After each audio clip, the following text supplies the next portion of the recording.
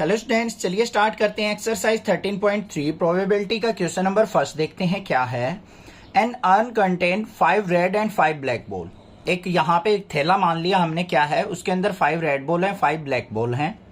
A ball is drawn at random, उनमें से एक रैंडमली एक बॉल को पिक किया जाता है। Its colour is noted and is return to the urn, उसका कलर नोट किया और वापस उसको थैले के अंदर डाल दिया गया। 2 additional ball of the color drawn are put in the urn and then a ball is drawn at random। यहाँ पे क्या कहा है उसने, अब 2 बॉल्स एडिशनल ऐड कर देनी है। ऑफ द कलर ड्रॉन मतलब जौन से कलर की भी बॉल निकली थी ना, उसी कलर की वापस 2 नई बॉल आपको अर्न के अंदर ऐड कर देनी है। And then a ball is drawn at random, फिर दोबारा से एक बॉल आपने बाहर निकालनी है। What is the probability that the second ball is red. तो हमने क्या बतानी है यहाँ पे, प्रोबेबिलिटी फाइंड आउट करनी है कि जो सेकंड बॉल होगी वो कौन से कलर की होगी बच्चों, रेड कलर की होगी। मतलब जो 2 एडिशनल बॉल ऐड हो रही है हमारी, वो कौन सी हो रही है, रेड कलर की।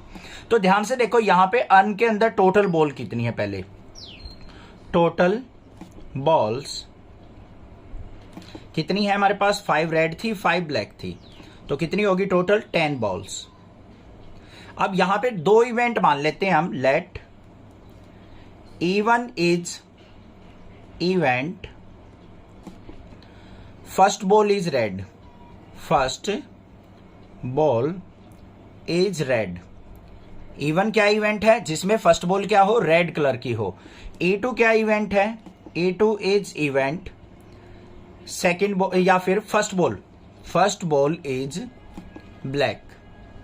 हमने तो पहली बॉल देख ली है ना। मान लो ये हमारे पास बॉक्स था, इसके अंदर बहुत सारी बॉल हैं, रेड ब्लैक जो भी हैं, ये रेड हैं कुछ ब्लैक हैं, इस तरीके से बहुत सारी बॉल है। टोटल मतलब 10 बॉल्स हैं। इसमें से हमारा क्या दिखा, हमने जो पहली बॉल निकाली उसकी E1 इवेंट से कंपेयर कर लिया कि वो हमारी रेड कलर की बॉल निकली। दूसरी बॉल जो निकाली E2 इवेंट क्या हो गया, ब्लैक कलर की। ठीक है, एक रेड कलर के चांसेस हो सकते हैं हमारे, ब्लैक कलर के चांसेस हो सकते हैं कि कोई भी कलर की बॉल निकल सकती है। तो हम यहां पे बारी बारी से देख लेते हैं प्रोबेबिलिटी ऑफ E1। मतलब पहली बॉल जो निकालेंगे हम रेड कलर की निकले, उसकी प्रोबेबिलिटी क्या होगी, बॉल कितनी थी हमारे पास 5, टोटल बॉल्स कितनी है 10, तो 5/10 मतलब कितनी प्रोबेबिलिटी होगी 1/2। ऐसे ही प्रोबेबिलिटी ऑफ E2 निकाल लेते हैं। मतलब जो हमारी बॉल निकले वो ब्लैक कलर की, उसकी प्रोबेबिलिटी क्या हो जाएगी 5/10। ये भी 5/10 होगी। मतलब हाफ चांसेस हमारे किसके हैं कि जो फर्स्ट बॉल निकले वो रेड कलर की निकले, और सेकंड जो चांस है वो किसके हैं, ब्लैक बॉल के, वो भी कितने हैं 50% चांस है, मतलब हाफ चांसेस है। इतनी बात क्लियर हो गई। अब उसके बाद उसने क्या कहा, 2 additional balls of the colour drawn are put in the urn. 2 additional ball जो हैं वो वापिस किसके अंदर, अर्न के अंदर ऐड कर दी गई। ठीक है, तो अब ध्यान से समझो, मेन चीज यहीं पे है समझने की। अब बच्चों देखो, मान लो हमने पहली बॉल रेड निकाली और वो रेड कलर की निकल गई, तो हमें जो इसके अंदर 2 एक्स्ट्रा बॉल ऐड करनी है वो कैसे कलर की ऐड होंगी, रेड की ही ऐड होंगी। हो भी सकता है भाई पहली जो बॉल निकाली है ब्लैक कलर की भी निकल जाए, तो आप इसमें कौन से कलर की बॉल ऐड करोगे, 2 ब्लैक कलर की बॉल ऐड करोगे। ठीक है, हम एज्यूम करके चल पड़ते हैं यहां पे। Let the first ball is of red colour. तो यहां पे क्या आ जाएंगी, 2 एडिशनल बॉल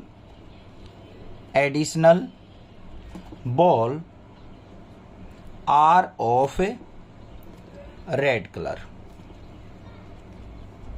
तो हम जो 2 एडिशनल बॉल ऐड करेंगे वो कौन से कलर की ऐड करनी पड़ेंगी, हमें रेड कलर की ही ऐड करनी पड़ेंगी अगर हमारी फर्स्ट बॉल रेड कलर की निकली तो। टोटल रेड बॉल कितनी हो गई, अब टोटल रेड बॉल कितनी हो गई बच्चों, 5 पहले थी उसमें 2 और ऐड कर दी, तो टोटल कितनी हो गई 7। और total ball in earn, total balls कितनी हो गई हमारे पास इन अर्न, 7 तो रेड की होगी 5 ब्लैक की, तो कितनी होगी टोटल 12 हो गई। अब यहां पे प्रोबेबिलिटी देखो, हमारी probability of red colour with respect to event E1। इसका मतलब क्या है कि अगर इवेंट E1 परफॉर्म होता है, क्या परफॉर्म होता है, E1 परफॉर्म होता है, इसका मतलब जो पहली बॉल निकलती है वो रेड कलर की निकलती है, तो रेड बॉल की प्रोबेबिलिटी क्या हो जाएगी, टोटल बॉल कितनी है रेड 7 और टोटल कितनी हो गई 12, तो 7/12 हो गई। A probability of red colour with respect to event E2। अगर मान लो पहली बॉल ब्लैक कलर की निकलती है बच्चों, तो थैले के अंदर कितनी रेड रहेंगी हमारी? 5 ही तो रेड ही रहेंगी। जो 2 एडिशनल बॉल ऐड करेंगे वो तो ब्लैक की ऐड होंगी। ध्यान से समझो क्या कहा है, probability of red with respect to event E2। E2 मतलब क्या था? अगर पहली बॉल ब्लैक की निकलाई, पहली बॉल ब्लैक की निकलेगी तो इसमें कौन से कलर की ऐड होंगी? 2 बॉल ब्लैक की तो ऐड होंगी। रेड कितनी रहेंगी? 5 ही रहेंगी। तो वह प्रोबेबिलिटी क्या हो जाएगी? 5/12 हो जाएगी। ये चीज समझ में आ गई या नहीं आ गई? एक बार दोबारा फिर बता देता हूं, थोड़ा सा टाइम लग रहा है, कोई दिक्कत की बात नहीं है, समझ में आनी चाहिए चीज। उसने क्या कहा है कि हमने बैग के अंदर से बॉल निकालनी है। भाई आंख मीच के आपने बॉल निकाल ली, आपने देखा पहली बॉल रेड कलर की निकलाई, तो इवेंट मान लिया E1। आपने देखा किसी दूसरे बच्चे ने पहली बॉल निकाली, उसकी बॉल निकलाई ब्लैक, वो E2 इवेंट मान लिया। तो E1 इवेंट क्या है कि पहली बॉल रेड कलर की निकले, E2 इवेंट क्या है कि पहली बॉल ब्लैक कलर की निकले। अब उसने क्या कहा है, दोबारा से बात कही है उसने कि आप जो भी कलर की बॉल निकाल रहे हो उसी कलर की 2 बॉल और ऐड कर देनी है। अब मान लो आपने इवेंट परफॉर्म किया E1 और आपकी पहली बॉल निकलाई रेड कलर की, तो आप कौन से कलर की ऐड करोगे बैग के अंदर? 2 और एक्स्ट्रा रेड कलर की। तो टोटल रेड की कितनी हो जाएंगी? 7 हो जाएंगी। और टोटल इस बैग के अंदर कितनी बॉल होगी? 12 होगी। अब यहां पे देखो probability, conditional probability, red colour की प्रोबेबिलिटी अगर हमारा इवेंट E1 परफॉर्म होता है, E1 मतलब जो आपने किया है, तो कितनी बॉल होगी रेड बैग के अंदर? 7, और टोटल थी 12, तो 7/12 प्रोबेबिलिटी होगी। अब probability of red colour with respect to event E2 का मतलब अगर आपके दोस्त की ब्लैक बॉल निकल जाती है तो बैग के अंदर तो 5 रेड ही रहेंगी, ब्लैक कितनी हो जाएंगी? 7 हो जाएंगी, क्योंकि 2 ब्लैक ऐड करनी पड़ेंगी। तो इसकी प्रोबेबिलिटी क्या हो जाएगी? 5/12 हो जाएगी। इतनी बात अब क्लियर हो गई होगी, अब कोई दिक्कत नहीं है। अब हमें क्या निकालनी है? यहाँ पे प्रोबेबिलिटी ऑफ रेड कलर निकालनी है। क्या हो जाएगी? यहाँ पे हम लगाएंगे यहाँ पे टोटल प्रोबेबिलिटी का formula, probability of E1 into probability of R/E1, फिर प्लस में प्रोबेबिलिटी ऑफ E2 इंटू में प्रोबेबिलिटी ऑफ R/E2। ये हमारा फॉर्मूला लगेगा। देख लो यहाँ पे प्रोबेबिलिटी ऑफ E1 इवेंट क्या थी? 1/2 इंटू प्रोबेबिलिटी ऑफ R/E1 क्या है? 7/12। फिर प्रोबेबिलिटी ऑफ E2 थी 1/2 इंटू R/E2 की क्या है? 5/12। सिंप्लीफाई कर लो, क्या आ गया यहाँ पे? 7/12 2 जा 24, प्लस में 5 की 1 से 5 1 जा 5, 12 2 जा 24। तो यहाँ पे कितना आ गया मेरे पास? 24 एलसीएम, यहाँ पे 7 और प्लस में 5, तो ये क्या आ गया? 12/24। तो आंसर क्या आ गया फाइनली हमारे पास? 1/2 प्रोबेबिलिटी। हाफ प्रोबेबिलिटी किसकी होंगी कि हमारे चांसेस होंगे रेड कलर की निकलने की फर्स्ट बॉल, और हाफ ही होंगे हमारे किसके? ब्लैक के। तो यहां पे भी हमारी इवेंट की प्रोबेबिलिटी रेड कलर की कितनी आई? हाफ ही आई। A bag contains 4 red and 4 black ball. एक बैग के अंदर क्या है? 4 रेड है, 4 ब्लैक बॉल है। अनदर बैग कंटेन 2 रेड और 6 ब्लैक बॉल। दूसरा जो बैग है उसके अंदर कितनी है? 2 रेड और 6 ब्लैक बॉल है। One of the 2 bag is selected at random. यहां पे क्या कहा है? दोनों में से रैंडमली एक बैग को सिलेक्ट किया जाता है। And a ball is drawn from the bag which is found to be red. और उस सिलेक्टेड बैग में से एक बॉल को बाहर निकाला जाता है, और वो कैसे कलर की बॉल मिलती है? रेड कलर की बॉल मिलती है। Find the probability that the ball is drawn from the first bag. तो हमने किसकी प्रोबेबिलिटी निकालनी है कि जो बॉल निकाली है वो फर्स्ट बैग से निकली है। ठीक है, अब यहां पे हम क्या करते हैं? इन दोनों इवेंट को एज्यूम कर लेते हैं। क्या लिखेंगे यहां पे? Let E1 and E2 be the event of selecting bag. सबसे पहले तो हमें बैग सिलेक्ट करना है, तो हमारी क्या हो जाएगी? प्रोबेबिलिटी ऑफ E1, एक बैग सिलेक्ट होगा तो 1/2 प्रोबेबिलिटी होगी, टोटल बैग 2 थे। प्रोबेबिलिटी ऑफ E2 क्या हो जाएगी? वो भी हमारे पास क्या हो जाएगी? 1/2 हो जाएगी। हाफ चांसेस होंगे कि हमारा E1 बैग सिलेक्ट हो, हाफ चांसेस होंगे कि हमारा E2 बैग सिलेक्ट हो। ठीक है, अब फर्स्ट बैग के अंदर टोटल बॉल्स क्या होंगी?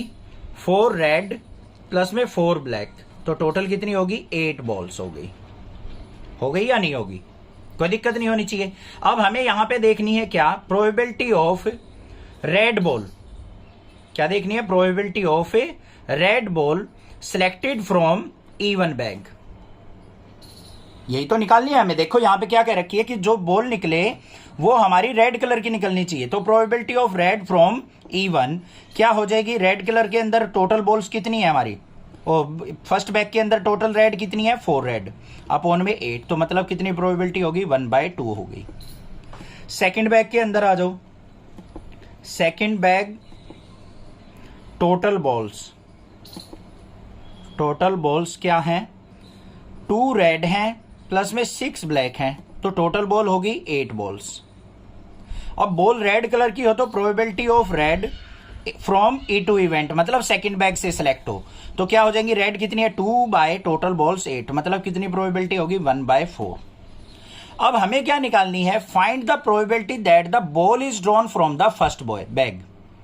हमें क्या निकालनी है, रिवर्स प्रोबेबिलिटी निकालनी है कि बैग फर्स्ट बैग से ही बॉल सिलेक्ट हो उसकी प्रोबेबिलिटी। तो यहां पे बेस थ्योरम हम यहां पे यूज करेंगे। बेस थ्योरम क्या हो जाएगी, यहां पे प्रोबेबिलिटी ऑफ हमें किसकी फाइंड आउट करनी है, फर्स्ट बैग से सिलेक्ट होने की E1 की अपॉन में रेड कलर की बॉल, जिसकी फाइंड आउट करनी है उसको ऊपर लेते हैं, बस क्लियर हो गया। तो यहां पे कंडीशनल, यहां पे हम अपनी बेस थ्योरम लगाएंगे तो क्या हो जाएगी, probability of E1 into probability of red colour from E1 bag upon में यहां पे total probability of E1 into probability of red from E1 plus में probability of E2 into probability of R from E2। Simplify कर लेते हैं इसको, value देखते हैं क्या पुट होंगी यहाँ पे। प्रोबेबिलिटी ऑफ E1 इवेंट देखो कितनी थी 1/2, इनटू में probability of R by E1 क्या है, ये भी 1/2 है, अपॉन में probability of E1 1/2 into probability of R by E1 1/2 plus में प्रोबेबिलिटी ऑफ E2 1/2 इनटू में probability of R by E2 क्या है 1/4। सिंप्लीफाई कर लो भाई, 1/2 इंटू 1/2 1/4 अपॉन में यहाँ पे 1/2 इंटू 1/2 क्या आ गया 1/4 और प्लस में 1/8 क्या है यहाँ पे 1/4 ऊपर नीचे, इसका 8 एलसीएम 4 2 जाए 2 + 1, तो कितना आ गया फाइनली आंसर 1/4 इंटू 8/2 और 1 3, 4 2 जाए 8, तो मतलब क्या आ गया 2/3 आ गई हमारे पास प्रोबेबिलिटी ऑफ E1 R। मतलब हमारा E1 बैग मतलब फर्स्ट बैग सिलेक्ट होगा और रेड बॉल हमें मिलेगी, तो उसकी प्रोबेबिलिटी क्या हो गई यहाँ पे 2/3 हो गई। Of the students in a college it is known that 60% reside in hostel and 40% are day scholar. यहाँ पे क्या कहा है, किसी कॉलेज के अंदर 60% ऐसे बच्चे हैं जो हॉस्टल के अंदर रहते हैं और 40% ऐसे हैं जो डेली अप डाउन करते हैं, मतलब घर से आते हैं। Previous year result report that 30% of all students who reside in hostel attain A grade। यहाँ पे क्या कहा है, हॉस्टल में रहने वाले 30% बच्चों ने A ग्रेड अचीव की एंड 20% ऑफ डे स्कॉलर, और 20% बच्चे ऐसे थे जो डे स्कॉलर्स ने A ग्रेड अटेन की in their annual exam, final exam में। At the end of the year one student is chosen at random from the college and he has an A grade. Last में क्या किया, college से एक बच्चे को select किया गया, एक स्टूडेंट को, और देखा गया कि उसकी ग्रेड क्या थी, A ग्रेड थी। What is the probability that the student is hosteller. तो हमें बतानी है कि प्रोबेबिलिटी कि वो स्टूडेंट हॉस्टलर होगा। रिवर्स प्रोबेबिलिटी पूछी है यहाँ पे, तो बेस थ्योरम का यूज होगा। अब आप सोच रहे होगे सर कैसे पता चला कि रिवर्स प्रोबेबिलिटी है, वो अभी समझ लो, क्वेश्चन के अंदर आपको पता लग जाएगा। देखो ध्यान से, हमें गिवन क्या क्या है वो देख लो। सबसे पहले 2 इवेंट मान लेते हैं हम। Let E1 is event for hostler, कि हमारे हॉस्टलर बच्चों के लिए इवेंट E1 है, and E2 event for day scholar, जो डेली अप डाउन करते हैं उनके लिए इवेंट क्या है बच्चों, डे स्कॉलर के लिए E2 इवेंट है। तो ये लिख दिए हमने दोनों इवेंट। अब हमें क्या दे रखा है, प्रोबेबिलिटी ऑफ E1 60% कितने कहां पे रहते हैं, हॉस्टल के अंदर, तो प्रोबेबिलिटी ऑफ इवेंट क्या होगी 60%, तो मतलब 60/100, 0 से 0 कट गया, यहां पे क्या आ गया हमारे पास 3/5 आ गई। यही आ रही है ना, हाँ। इसको आप 0.6 भी ले सकते हो या 3/5 में भी ले सकते हो, कैसे भी निकाल सकते हो, दोनों से आंसर सेम आएगा। प्रोबेबिलिटी ऑफ डे स्कॉलर देख लो क्या है, कितने बच्चे बाहर से आते हैं 40%, 40/100, 0 से 0, 2 से कट करेंगे तो 2/5 आ गई। ये तो हमारे पास प्रोबेबिलिटी आ गई। अब ध्यान से देखो भाई, probability of A grade from E1 ये हमें दे रखी है। Probability of A grade achieve करने वालों की फ्रॉम होस्टलर A/E1 हमें क्या दे रखी है, ध्यान से देखो 30%। 30% का मतलब क्या हो गया, 30/100, 10 से 10 कैंसिल, मतलब 3/10 प्रोबेबिलिटी आ गई। Probability of A grade from E2 students, E2 मतलब डे स्कॉलर से कितनी दे रखी है, 20%, तो 20/100, 0 से 0, तो ये कितनी आ गई, 1/5 आ गई। यही आई ना, ठीक है, ये प्रोबेबिलिटी आ गई हमारे पास। अब हमें क्या निकालनी है, ध्यान से देखो, probability of what is the probability that the student is hosteller. Hosteller मतलब E1 की प्रोबेबिलिटी निकालनी है, E1 की प्रोबेबिलिटी निकालनी है। और ग्रेड क्या अचीव की है स्टूडेंट ने, ए ग्रेड, तो E1/A आपको फाइंड आउट करनी है। हो गई ना रिवर्स प्रोबेबिलिटी, A/E1 हमें दे रखी थी, E1/A आपको निकालनी है, तो बेस थ्योरम का यूज होगा। समझ में आ गई ना बात। देखो यहां से स्टार्ट कर दो। उसने क्या कहा है, eight the end of year student जो सिलेक्ट किया उसने ग्रेड क्या की है, ए ग्रेड अचीव की है। और वो ए ग्रेड अचीव करने वाला क्या होना चाहिए, होस्टलर स्टूडेंट होना चाहिए। उसकी प्रोबेबिलिटी निकालनी है, जिसकी निकालनी है वो ऊपर इवेंट, ए ग्रेड की हमारी नीचे आ जाएगी। तो यहां पे देखो हमारे पास बेस थ्योरम क्या बन जाएगी, probability of E1 into probability of A/E1 upon में probability of E1, total probability लेंगे, प्रोबेबिलिटी ऑफ A/E1 प्लस में probability of E2 event into probability of A/E2। इसको हम क्या करेंगे, सिंप्लीफाई। देख लो यहाँ पे प्रोबेबिलिटी ऑफ E1 क्या है, 3/5 इंटू प्रोबेबिलिटी ऑफ A/E1 कितनी है हमारी, 3/10 अपॉन में 3/5 इंटू 3/10 प्लस में 2/5 इंटू 1/5। इसको हमें क्या करना है, सिंप्लीफाई कर लेते हैं भाई। क्या आएगा, ऊपर 3 3 जा 9/10, 5 जा 50 अपॉन में 3 3 जा 9/50 और प्लस में 2 1 जा 2/5, 5 जा 25, सॉरी। तो क्या आ गया, 9/50 अपॉन में यहां पे एलसीएम कितना आ गया, 50, तो 9 + 4 तो कितना आया, 9/50 मल्टीप्लाई 50/9, 4 जा 9 और 4 13। तो यहां पे प्रोबेबिलिटी क्या आ गई, 9/13 आ गई हमारे पास प्रोबेबिलिटी ऑफ E1/A। तो मतलब स्टूडेंट जो सिलेक्ट हुआ है होस्टलर हुआ है और ए ग्रेड अचीव की है, उसकी प्रोबेबिलिटी 9/13 आ गई हमारे पास। In answering a question on multiple choice test, यहां पे क्या कहा है, एक मल्टीपल चॉइस क्वेश्चंस का टेस्ट है। A student either know the answer और गैस, या तो स्टूडेंट को क्या करता है, आंसर आता है उसका, या फिर वो गैस करता है। Let 3/4 be the probability that he knows the answer. 3/4 probability क्या है कि उसको आंसर आता है उस क्वेश्चन का, एंड 1/4 प्रोबेबिलिटी क्या है कि वो उस क्वेश्चन का गैस करता है, अक्कड़ बक्कड़ बम्बे बो करके। ठीक है, पता होगा ना, बट ऐसे नहीं करना चाहिए। Assuming that a student who gas at the answer will be correct. अब यहां पे क्या करना है, हमें एज्यूम करना है कि स्टूडेंट ने जो गैस किया है वो आंसर उसका ठीक हो गया, तुक्का ठीक लग गया, with probability 1/4। What is the probability that the student no the answer given that he answered it correctly. तो हमें किसकी प्रोबेबिलिटी निकालनी है कि स्टूडेंट को आंसर आता था और उसने करेक्टली आंसर दिया है, इसकी प्रोबेबिलिटी आपको फाइंड आउट करनी है। तो सबसे पहले यहां पे हम क्या करेंगे, इवेंट मानेंगे। Let E1 and E2 event of answer known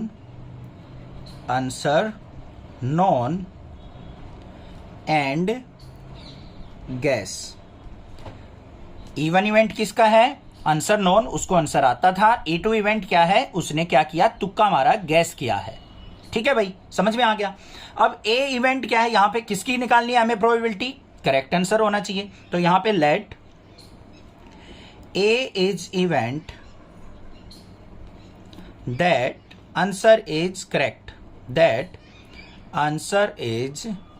correct, ये हमने मान लिया।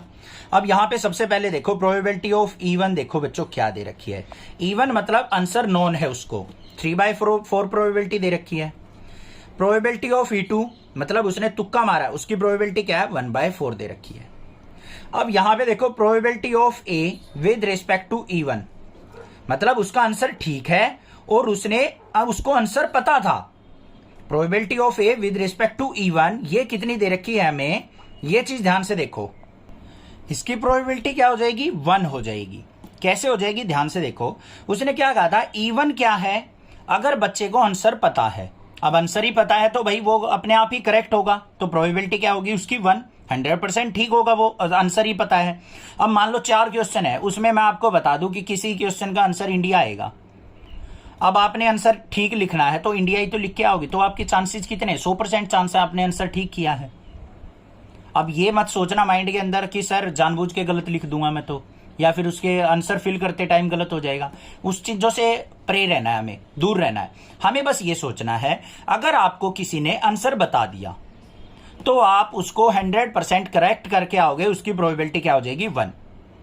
अब उसने क्या कहा तुक्का मारने की प्रोबेबिलिटी क्या थी हमारी 1/4 चांसेस है कि वो तुक्का भी मारे और उसका आंसर ठीक भी हो जाए। तो probability of correct answer with respect to event E2 ये क्या है हमारे पास 1/4 है।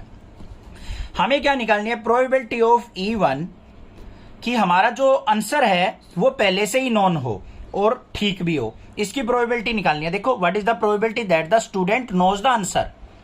नोज द आंसर इवेंट कौन सा था E1 and that is answered correctly, तो E1/A फाइंड आउट करना। तो यहां पे बेस थ्योरम लगेगी, क्या होगी probability of E1 into probability of A/E1 upon में total probability of E1 into probability of A/E1 और फिर प्लस में प्रोबेबिलिटी ऑफ E2 इंटू में प्रोबेबिलिटी ऑफ A/E2। ये फॉर्मूला लगेगा, देख लो भाई। E1 की प्रोबेबिलिटी क्या है 3/4 इंटू A/E1 क्या है 1 अपॉन में 3/4 इंटू 1 और प्लस में 1/4 इंटू 1/4। सिंप्लीफाई कर लो इसको, तो क्या आ गया 3/4 की 1 से मल्टीप्लाई 3/4 अपॉन में यहाँ पे क्या आ जाएगा 3/4 और प्लस में 1/4 4 जा 16।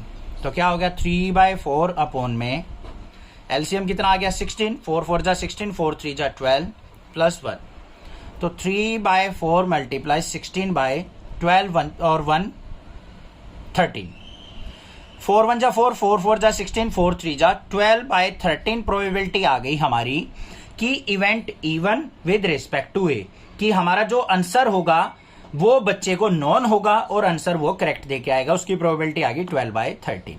ए laboratory blood test is 99% effective in detecting a certain disease.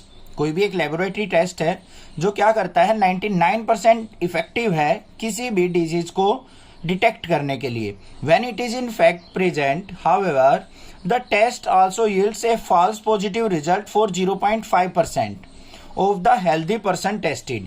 यहाँ पे क्या गया है उस टेस्ट से जो रिजल्ट आता है उसका फॉल्स रिजल्ट होने की प्रोबेबिलिटी क्या दे रखी है 0.5%। If healthy person is tested then with probability 0.05 मतलब 0.5% को अगर हम वैसे लें परसेंटेज रिमूव आउट करें तो 0.005 हो गई। ये चांसेज हैं कि वो रिजल्ट फॉल्स रिजल्ट दे देता है। The test will imply he has the disease if 0.1% of the population actually has the disease. अगर पूरी पॉपुलेशन के अंदर 0.1% पॉपुलेशन को वो डिजीज है, what is the probability that a person has the disease given that his test result is positive।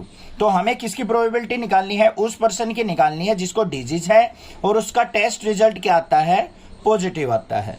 अब आप confuse हो गए होंगे इस क्वेश्चन में, तो डरने की बात नहीं है, ध्यान से सुनो क्वेश्चन के अंदर क्या है। यहाँ पे 2 इवेंट लेके चलेंगे, एक डिजीज का एक नॉन डिजीज का। तो यहाँ पे क्या लिखो let E1 is event for disease person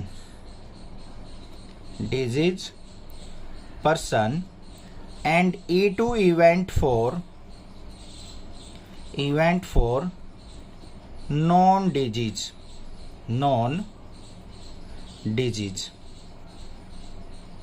spelling ठीक है ना? ठीक है। नहीं तो मैथ के टीचर की स्पेलिंग मिस्टेक भी निकालने लग जाते हो आप। तो E1 इवेंट क्या मैंने माना है डिजीज पर्सन के लिए, E2 इवेंट क्या है नॉन डिजीज पर्सन के लिए। ये बात क्लियर हो गई।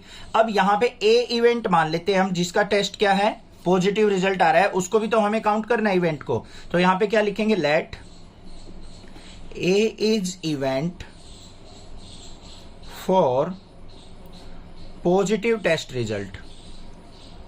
Positive test result, positive test result के इवेंट को हमने क्या मान लिया, ए मान लिया। अब प्रोबेबिलिटी देखते हैं बारी बारी से, हमें क्या दे रखी है, प्रोबेबिलिटी ऑफ इवन इवेंट कि हमारे को डिजीज पर्सन मिले, उसकी प्रोबेबिलिटी क्या दे रखी है बच्चों, ध्यान से देखो, ये दे रखी है 0.1% of the population actually has the disease. तो कितने परसेंट है, 0.1%। तो इसको लिखेंगे 0.1%, या फिर परसेंट रिमूव करेंगे, अपॉन में 100 करेंगे तो 0.001 हो जाएगी। फिर प्रोबेबिलिटी ऑफ E2 इवेंट देखेंगे, E2 इवेंट क्या होगी, E2 event for non disease person. अब इतने पर्सन्स को डिजीज है, बीमारी है, तो बीमारी नहीं है कितने पर्सनों को, तो उसके लिए हमें क्या करना पड़ेगा, 1 में से डिजीज वाले पर्सन सब्ट्रैक्ट कर देंगे बस। तो कितनी आ गई यहाँ पे 0.999। बात समझ में आई या नहीं आई। इतने पर्सन्स को बीमारी है, डिजीज है, तो कौन से बंदे बच गए जिनको बीमारी नहीं है, 1 में से सब्ट्रैक्ट कर दो, ये प्रोबेबिलिटी बच गई हमारी। क्लियर हो गई बात, समझ में आ गई। अब हमें क्या करना है, यहाँ पे probability of A by E1 निकालना है। A बाय E1 का मतलब क्या है, पॉजिटिव रिजल्ट आए और पर्सन को एक्चुअली डिजीज हो। A क्या था हमारा, इवेंट फॉर पॉजिटिव रिजल्ट, और E1 क्या था, जिसको डिजीज है। तो यहाँ पे A में क्या किया, पॉजिटिव रिजल्ट भी आया है और उसको डिजीज भी है, क्योंकि ऐसा केस भी तो दे रखा है उसने कि रिजल्ट पॉजिटिव आ जाए परंतु उसको डिजीज ना हो, फॉल्स रिजल्ट भी दे देता है हमारा टेस्ट। तो यहाँ पे A बाय E1 की वैल्यू हमें क्या दे रखी है, यहाँ पे देखो A बाय E1 क्या होगी, 99% इफेक्टिव दे रखी है कि वो पॉजिटिव रिजल्ट भी दे और वो डिजीज वाला पर्सन भी दे। तो 99% इफेक्टिव है, तो 99%, इसको परसेंट को रिमूव करेंगे तो अपॉन में 100 आ जाएगा, तो मतलब क्या आ गया 0.99। फिर probability of event A by E2, मतलब टेस्ट रिजल्ट पॉजिटिव आ जाए और वो बंदा ठीक ठाक हो, उसको बीमारी भी ना हो, वो भी तो गड़बड़ दे रखी है उसने, कितनी दे रखी है 0.005, तो ये ले लेंगे 0.005। मतलब टेस्ट पॉजिटिव आ गया बट बीमारी है नहीं उसको, तो हमारा टेस्ट कुछ गड़बड़ भी कर रहा है, थोड़ा सा फॉल्स रिजल्ट भी दे रहा है। वो कितना दे रहा है, 0.05 दे रहा है। बस बात क्लियर हो गई। अब हमें यहाँ पे बेस थ्योरम लगा देनी है। प्रोबेबिलिटी ऑफ हमें क्या निकालनी है, person having the disease, E1 था event, that has test positive result, तो E1 बाय A आपको फाइंड आउट करना है। बस फॉर्मूला लगा दो, यहाँ पे क्या हो जाएगा, probability of E1 into probability of A by E1 upon में total probability of E1 into probability of A by E1, यहाँ पे प्लस में प्रोबेबिलिटी ऑफ E2 इंटू में probability of A by E2, ये हमारा फॉर्मूला लग जाएगा। तो यहाँ पे देखो प्रोबेबिलिटी ऑफ E1 क्या है हमारी 0.001 multiply probability of A by E1 क्या है बच्चों 0.99 डिवाइड बाय यहाँ पे 0.001 मल्टीप्लाई 0.99 और प्लस में प्रोबेबिलिटी ऑफ E2 इवेंट क्या हो जाएगी 0.999 मल्टीप्लाई A बाई E2 क्या हो जाएगी 0.005। ठीक है, इसको सिंप्लीफाई कर लो। Probability of E1 by A equal to, इसकी मल्टीप्लीकेशन करेंगे तो 0.99 मल्टीप्लाई में 0.001, इसकी मल्टीप्लीकेशन क्या आ जाएगी, पॉइंट के बाद 3 प्लेसेस हैं, इसमें 2 प्लेसेस हैं, तो क्या आ जाएगा 0.00099। 5 प्लेसेस का डेसिमल हो गया। नीचे आ जाओ, इसकी इससे मल्टीप्लाई करेंगे 0.00099 प्लस में 0.999 की 0.005 की करेंगे तो 5 से मल्टीप्लाई कर लो, क्या आ जाएगी 0.00 एज इट इज 49 और फिर 95।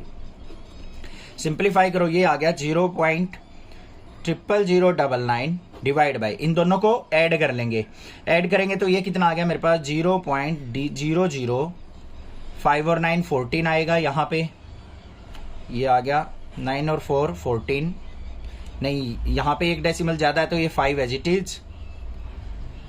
ठीक है, फिर हमारा क्या आ जाएगा 9 और 9 18, 8 आ गया और फिर आ जाएगा हमारा 9 और फिर 5। पॉइंट के बाद देखो यहाँ पे कितने वो हैं प्लेसेज, 1 2 3 4 5, इसमें 1 2 3 4 5 6। पॉइंट रिमूव करो तो ऊपर क्या चला जाएगा, एक जीरो एक्स्ट्रा चली जाएगी, ये आ गई। तो क्या आ गया 990 डिवाइड बाय 5985। अब ये कट हो रहा है किसी पे, तो देख लेते हैं 9 पे कितने पे कट हो रहा है। ये कट हो रहा है हमारा 9 पे कट हो रहा है, 9 1 जा 9, 9 नहीं 9 पे नहीं जा रहा, 5 पे कट हो रहा है, 5 से कट करेंगे 5 1 जा 5, यहाँ पे क्या हो गया 49, 5 9 जा 45, और ये आ गया मेरे पास 198 डिवाइड बाय, इसको कट करेंगे 5 1 जा 5, 5 1 जा 5, ये हो गया मेरा यहाँ पे 48, फिर यहाँ पे क्या आ जाएगा मेरे पास 9 और फिर 7, तो टोटल वैल्यू आ गई 198 बाय 1197। ये आंसर हो गया हमारा। इसको और भी कट करना चाहो और भी कट हो सकता है। ये हमारा ये कितने पे हो रहा है हमारा, ये हो रहा है 9 पे, 9 पे कट हो रहा है, 9 2 जा 18, 18 हो गया, 9 2 जा 18, नीचे भी कट करो 9 1 जा 9, ये फिर 29 हो गया, 9 3 जा 27, 9 3 जा 27, तो 22 बाय 133 क्या आ गई हमारी प्रोबेबिलिटी कि इवेंट इवन, मतलब डिजीज वाला पर्सन भी हो और उसका रिजल्ट पॉजिटिव भी आए, उसकी प्रोबेबिलिटी आ गई हमारी 22 बाय 133। देयर आर 3 कॉइन्स, यहाँ पे 3 कॉइन की बात कर रहा है। 1 इज ए 2 हेडेड कॉइन, एक ऐसा कॉइन है जिसमें दोनों तरफ क्या है, हेड है। ध्यान से सुनना, having head on both face, जैसे शोले फिल्म में था, ठीक है। Another is a biased coin, उसके अंदर भी क्या है, दोनों तरफ हेड भी हो सकता है, दोनों तरफ टेल भी हो सकता है। That comes of head 75% of the time, and the third is an unbiased coin. और थर्ड क्या है, अनबाइस्ड कॉइन। अनबाइस्ड कॉइन वो होता है जिसमें हेड और टेल दोनों साइड होते हैं। One of the 3 coin is chosen at random and toast, it show head.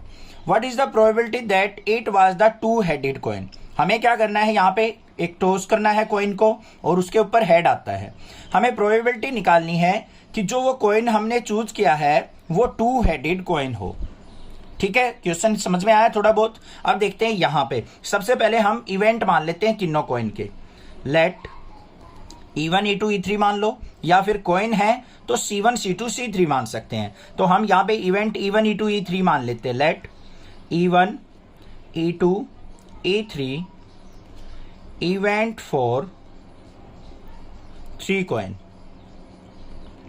अब यहाँ पे 3 कॉइन है, 1 2 3, तीनों की प्रोबेबिलिटी क्या होगी, probability of E1 equal to probability of E2 equal to probability of E3। तीनों कॉइन सेलेक्ट होने की प्रोबेबिलिटी, इन तीनों में से एक कॉइन सेलेक्ट करना है, तो यहाँ पे एक कॉइन सेलेक्ट करना है, तो 1 अपॉन में टोटल कॉइन क्या है 3, तो 1/3 प्रोबेबिलिटी होगी तीनों कॉइन्स की।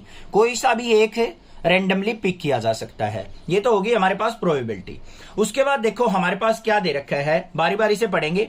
1 इज ए 2 हेडेड कॉइन, यहां पे क्या कहा है कि एक ऐसा कॉइन है हमारे पास जिसके ऊपर दोनों तरफ हेड है, तो उसकी हेड आने की प्रोबेबिलिटी क्या होगी, दोनों तरफ कैसे भी टॉस उछालते रहो वही हर बार हेड आएगा। तो यहां पे क्या हो जाएगी हमारे पास प्रोबेबिलिटी ऑफ हेड अपॉन में E1। फर्स्ट कॉइन ऐसा है जिसमें दोनों तरफ हेड है, तो हेड आने की probability with respect to E1 क्या हो जाएगी हमारी 1। फिर दूसरा कॉइन कैसा है, हेड आने की प्रोबेबिलिटी सेकंड कॉइन के ऊपर 75% कह रखी है उसने, तो 75/100 मतलब क्या हो गया, यहाँ पे 25 से कट करेंगे तो 3/4। प्रोबेबिलिटी ऑफ H/E3, इसकी प्रोबेबिलिटी क्या हो जाएगी, यहाँ पे अनबाइज्ड कॉइन कह रखा है। अनबाइज्ड कॉइन में क्या होता है, एक तरफ हेड होता है एक तरफ टेल होता है, तो उसकी प्रोबेबिलिटी क्या हो जाएगी, हाफ चांसेस हो जाएंगे हेड आने के, हाफ चांसेस हो जाएंगे टेल आने के। लगी बताए, समझ में आ गया यहाँ पे। अब हमें क्या निकालना है बेस थ्योरम से, probability of what is the probability that it was the 2 headed coin. 2 headed coin होना चाहिए, उसकी प्रोबेबिलिटी निकालनी है। 2 हेडेड कॉइन कौन सा था हमारा, E1 इवेंट में, तो E1/H की प्रोबेबिलिटी आपको फाइंड आउट करनी है। समझ में आ गई बात। 2 हेडेड कॉइन भी होना चाहिए और हेड भी आना चाहिए, ये प्रोबेबिलिटी निकालनी है। तो क्या होगा फॉर्मूला, यहाँ पे probability of E1 into probability of H/E1 upon में टोटल प्रोबेबिलिटी क्या हो जाएगी, probability of E1 into probability of H/E1, फिर प्लस में probability of E2 into probability of H/E2, फिर प्लस में प्रोबेबिलिटी ऑफ E3 इंटू में प्रोबेबिलिटी ऑफ H/E3। ये फॉर्मूला हम यूज कर लेंगे। तो देखो यहाँ पे क्या आ गया, probability of E1 by H equal to probability of E1 क्या है 1/3 इंटू में h बाय E1 क्या है 1 अपॉन में यहाँ पे 1/3 मल्टीप्लाई 1 प्लस में E2 की क्या है 1/3 मल्टीप्लाई 3/4 प्लस में 1/3 मल्टीप्लाई 1/2। सिंप्लीफाई कर लो, ऊपर 1/3 की 1 से मल्टीप्लाई 1/3 आ गया, डिनोमिनेटर में आ जाओ 1/3 की 1 से 1/3 प्लस में 3 से 3 कट गया प्लस में 1/4 और प्लस में 3 2 जा 6। सिंप्लीफाई करो क्या है 1/3 अपॉन में यहाँ पे एलसीएम कितना आ जाएगा इसका 12, 3 4 जा 12 4 1 जा 4 प्लस में 3 प्लस में 2। तो क्या आ गया हमारे पास probability of E1 by H equal to 1/3 upon में 4 और 3 7 और 2 9/12। सिंप्लीफाई करो 1/3 मल्टीप्लाई 12/9 3 4 जा 12। तो क्या आ गई फाइनल प्रोबेबिलिटी 4/9 प्रोबेबिलिटी आ गई हमारी कि हमारा जो कॉइन है वो 2 हेडेड भी होगा और हेड भी आएगा। उसकी प्रोबेबिलिटी क्या हो गई 4/9 हो गई। An insurance company insured 2000 scooter driver, 4000 car driver and 6000 truck driver. एक इंश्योरेंस कंपनी है जो क्या करती है, स्कूटर ड्राइवर्स का 2000 का इंश्योरेंस करती है, कार ड्राइवर का 4000 का और 6000 ट्रक ड्राइवर्स का इंश्योरेंस करती है। The probability of an accidents are 0.01, 0.03 and 0.15 respectively. यहां पे क्या कहा है, एक्सीडेंट होने की प्रोबेबिलिटी दे रखी है कि स्कूटर वाले की 0.01 है, कार वाले की 0.03 है और ट्रक ड्राइवर की प्रोबेबिलिटी है 0.15। एक्सीडेंट होने के चांसेस कहे हैं। One of the insured person meets with an accident, कोई भी एक रैंडमली पर्सन जो है एक्सीडेंट हो जाता है उसका। What is the probability that he is a scooter driver. तो आपको प्रोबेबिलिटी बतानी है कि वो स्कूटर ड्राइवर था एक्सीडेंट होने वाला। ठीक है, क्लियर हो गया। अब यहां पे देखो हमारे पास स्कूटर ड्राइवर है, कार ड्राइवर है, ट्रक ड्राइवर है, तीनों को हम इवेंट मान लेते हैं। तो यहां पे क्या लिखेंगे, let E1 E2 E3 event for scooter driver, car driver और ट्रक ड्राइवर। इन सभी के लिए हमने क्या मान लिया, E1 E2 E3 इवेंट मान लिए जो स्कूटर कार ट्रक ड्राइवर को रिप्रेजेंट कर रहे हैं। बात क्लियर हो गई। अब हमें क्या करना है, यहां पे टोटल ड्राइवर देख लो बच्चों कितने हैं हमारे पास। टोटल ड्राइवर 2000 प्लस में 4000 प्लस में 6000, तो टोटल ड्राइवर कितने हो गए यहाँ पे 12000 टोटल ड्राइवर हो गए। ठीक है, थोड़ी सी भाई डॉग्स की आवाज आ रही होगी, पड़ोस में लेके आए हैं नया, तो इसलिए ज्यादा आवाज आ रही है। ठीक है, तो थोड़ा सा इग्नोर करना इस चीज को प्लीज। तो टोटल ड्राइवर कितने हो गए बच्चों हमारे पास 12000 हो गए। अब हमें निकालनी है प्रोबेबिलिटी ऑफ E1 कि स्कूटर ड्राइवर की प्रोबेबिलिटी क्या होगी, कितने हैं स्कूटर ड्राइवर 2000 डिवाइडेड बाय 12000। 30 से 30 कट गई, 2 से इसको कट किया तो 1/6 आ गई। Probability of E2 car driver की प्रोबेबिलिटी क्या हो जाएगी 4000 डिवाइडेड बाय 12000। 30 से 30 4 1 जा 4 4 3 जा 12 1/3 आ गई। Probability of E3 truck driver की देख लो भाई 6000 डिवाइडेड बाय 12000 करेंगे। 30 से 30 कट गई, 6 1 जा 6 6 2 जा 12 1/2 प्रोबेबिलिटी आ गई। बात क्लियर हो गई या नहीं आ गई, कुछ अलग से नहीं किया हमने, समझ में आ गया होगा। अब बात करते हैं जो एक्सीडेंट होने की प्रोबेबिलिटी है वो क्या दे रखी है, probability of accident with respect to E1। तो यहां पे इवेंट मान लेंगे भाई एक और, let A event for accident, ये मान लेना ए को हमने इवेंट मान लिया एक्सीडेंट के लिए। तो यहां पे क्या प्रोबेबिलिटी दे रखी है, probability of accident of E1 मतलब स्कूटर ड्राइवर कितनी दे रखी है 0.01। इसको हम पॉइंट रिमूव करेंगे तो 0.01 बाय 100 भी कर सकते हैं, मतलब 1/100 आ गई। Probability of A by E2 कि एक्सीडेंट होने की प्रोबेबिलिटी E2 की क्या है 0.03 बाय 100 करेंगे तो 1000 हो गया भाई। तो पॉइंट रिमूव किया तो ये कितना आ गया 3/100 हो गया। Probability of A bye E3 देख लो क्या होगी, ये 0.15 है, पॉइंट रिमूव करेंगे अपॉन में 100 तो मतलब क्या आ गया 15/100। ये मैंने ऐसे लिया है, कट इसलिए नहीं किया इनको ताकि इजी कैलकुलेशन हो जाए।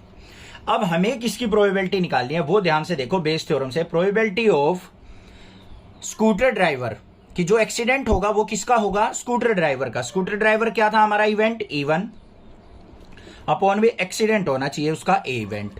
तो रिवर्स प्रोबेबिलिटी होगी A बाय E1 थी, E1 बाय A निकालनी है तो बेस थ्योरम हम यूज करेंगे। यहां से पता लगेगा आपको स्टेटमेंट में, कहीं ये सोचो सर पता कैसे लगेगा बेस थ्योरम लगा रहे हैं। What is the probability that the scooter driver accident से जो मीट करे, यहां पे देख लेना व्हाट इज द प्रोबेबिलिटी किसकी फाइंड आउट कर रहे हैं, स्कूटर ड्राइवर की। स्कूटर ड्राइवर की प्रोबेबिलिटी एक्सीडेंट की, तो E1 बाय A निकालना है, A बाय E1 था तो रिवर्स हो गया, तो मतलब बेस थ्योरम लगेगी। तो यहां पे क्या फॉर्मूला लग जाएगा, हमारे पास 3 इवेंट है तो probability of E1 into probability of A by E1 upon में टोटल प्रोबेबिलिटी आएगी probability of E1 into probability of A by E1, फिर प्लस में प्रोबेबिलिटी ऑफ E2 इंटू में probability of A by E2, और फिर plus में probability of E3 और into में probability of A bye E3। बात समझ में आ गई या नहीं आ गई, फॉर्मूला लगाया हमने और कुछ भी नहीं किया है। यहीं पे देख लेते हैं प्रोबेबिलिटी ऑफ E1 क्या है 1/6, A बाय E1 क्या है 1/100। नीचे आ जाओ 1/6 मल्टीप्लाई 1/100, फिर प्लस में 1/3 मल्टीप्लाई 3/100, फिर प्लस में 1/2 मल्टीप्लाई 15/100। सारी वैल्यूज पुट कर लोगे, सारी की सारी ऊपर दे रखी है। सिंप्लीफाई कर लो, probability of E1 by A क्या आएगा, ऊपर आ गया बच्चों 1/600 डिवाइड बाय यहाँ पे 1/600, प्लस में 3 से 3 कट गया तो 1/100, और प्लस में क्या हो जाएगा यहाँ पे 15/200, तो 15/200। बात क्लियर। इसको हम सिंप्लीफाई करेंगे एलसीएम लेके, ऊपर क्या आ गया 1/100, नीचे देख लो क्या आएगा, यहाँ पे एलसीएम कितना आ गया हमारे पास 600, 600 से 600 कट गया 1 आ गया, फिर 6 आ गया, 200 3 जा 15 3 जा 45, ये आ गया मेरे पास 1/100 इंटू में 600 ऊपर गया अपॉन में 45 और 6 कितना हो गया बच्चों 51 और 1 52, तो यहाँ पे 20 से 20 कट गई तो क्या आंसर आया 6/52, या फिर इसको कट करेंगे तो हमारे पास क्या आ जाएगा यहाँ पे 6/52 ही आ रहा है ना। यहाँ पे ऊपर बच्चों 600 था तो 600 से 600 कट गया तो यहाँ पे आंसर आ गया 1/52। ठीक है, ये चीज ध्यान रखना थोड़ी सी, कई बार क्या होता है माइंड थोड़ा सा डिस्ट्रैक्ट होता है और आपकी गड़बड़ हो जाती है। तो ऊपर 1/600 था तो 600 से 600 कट गया तो 1/52 प्रोबेबिलिटी आ गई हमारी किसकी, हमारी प्रोबेबिलिटी आ गई दैट द स्कूटर ड्राइवर का एक्सीडेंट होगा। A factory has 2 machines A and B, एक फैक्ट्री के अंदर 2 मशीन है, एक A मशीन है एक B मशीन है। Past record shows that machine A produce 60% of item of output and machine B produce 40% of the items। जो भी हमारे यहाँ पे कंपनी के अंदर प्रोडक्ट बनते हैं वो A मशीन 60% बनाती है, B मशीन 40% बनाती है। Further 2% of item produce by machine A and 1% produce by machine B were defective. अब उनके अंदर क्या है 2% जो है डिफेक्टिव प्रोडक्ट बन जाते हैं A के द्वारा, 1% डिफेक्टिव प्रोडक्ट बनाती है B machine. All the items are put into one stockpile and then one item is chosen at random from this। यहाँ पे क्या कहा, सारी की सारी आइटम जो बनी है उनको इकट्ठा कर दिया जाता है एक स्टोर में, एग्जांपल के तौर पे स्टॉक पाइल लेके वो हो गया गोदाम सा, उसके अंदर से एक प्रोडक्ट को बाहर निकाला जाता है randomly and is found to be defective, और वो प्रोडक्ट जो बाहर निकला है ना वही डिफेक्टिव मिल जाता है। What is the probability that it was produced by machine B, तो हमें बताना है कि वो जो डिफेक्टिव आइटम था वो बी मशीन ने प्रोड्यूस किया था, तो रिवर्स प्रोबेबिलिटी हो गई। यहां पे पहले तो हमें बी के डिफेक्टिव परसेंटेज दे रखी थी, अब हमने बताना है कि जो डिफेक्टिव बनाया वो बी ने ही बनाया है। तो यहां पे देखो सबसे पहले हम क्या करेंगे, यहां पे 2 इवेंट मान लेंगे, let E1 and E2 event of production from A and B machine. जो प्रोडक्शन A मशीन करती है उसका इवेंट E1 हो गया, B मशीन का इवेंट क्या हो गया E2 हो गया। तो प्रोबेबिलिटी ऑफ E1 कितनी दे रखी है, E1 कितना प्रोड्यूस कर रही है 60%, 60% का मतलब 60/100, 0 से 0 कट गई तो इसके क्या आ गई 6/10, कट करेंगे तो क्या आ गया 2 नहीं कितना आ गया 3/5। Probability of E2 second machine की प्रोबेबिलिटी कितने परसेंट प्रोडक्शन है 40%, तो 40/100, 2 से कट करेंगे तो क्या आ गया बच्चों 2/5। दोनों की प्रोबेबिलिटी आ गई। इतनी प्रोडक्शन हमारी E1 मशीन कर रही है, इतनी E2 कर रही है, मतलब A मशीन और B मशीन कर रही है। बात क्लियर हो गई। अब बात करते हैं डिफेक्टिव की। प्रोबेबिलिटी ऑफ डिफेक्टिव को हम D से मान लेते हैं, तो यहां पे लिखेंगे let D is defective event. कौन सा इवेंट हो गया ये? Defective event. ये भी लिखेंगे साथ में। तो D/E1 मतलब जो डिफेक्टिव आइटम है वो फर्स्ट मशीन ने बनाया है, उसकी प्रोबेबिलिटी क्या दे रखी है हमें? 2%। तो 2% का मतलब 2/100 हो गई। क्लियर हो गया। ऐसे ही probability of defective item produce by second machine, E2 machine, वो कितनी दे रखी है? 1%। तो 1/100 हो गई।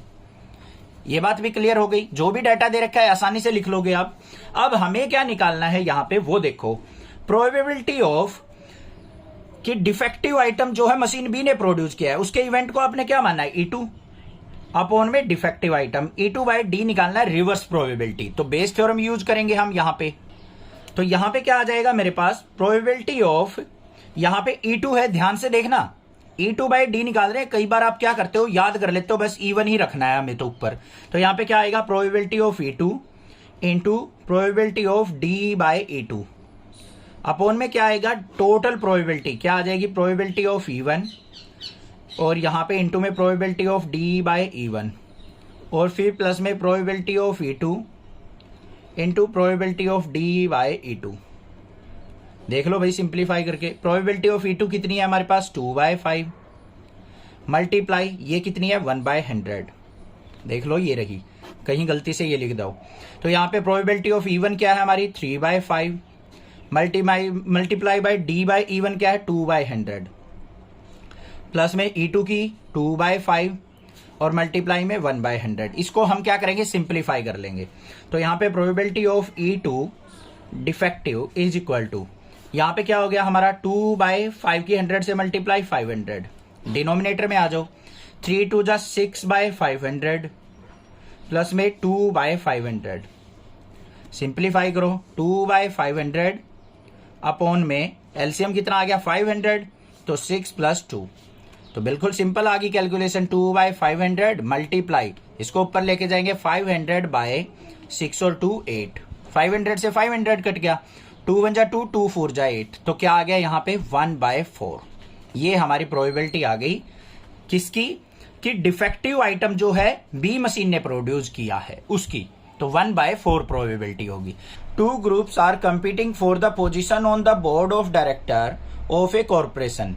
किसी कॉर्पोरेशन में बोर्ड ऑफ डायरेक्टर के लिए कंपटीशन चल रहा है, किसमें? 2 ग्रुप्स के बीच में। कोई भी 2 ग्रुप हो सकते हैं, ठीक है। आगे क्या दे रखा है? The possibilities that the first and second group will win are 0.6 and 0.4 respectively. और उनकी विनिंग भी दे रखी है यहाँ पे प्रोबेबिलिटी की फॉर्म में कि ए ग्रुप जो फर्स्ट ग्रुप है उसके जीतने के चांसेस है 0.6, सेकंड ग्रुप के जीतने के चांसेस है 0.4।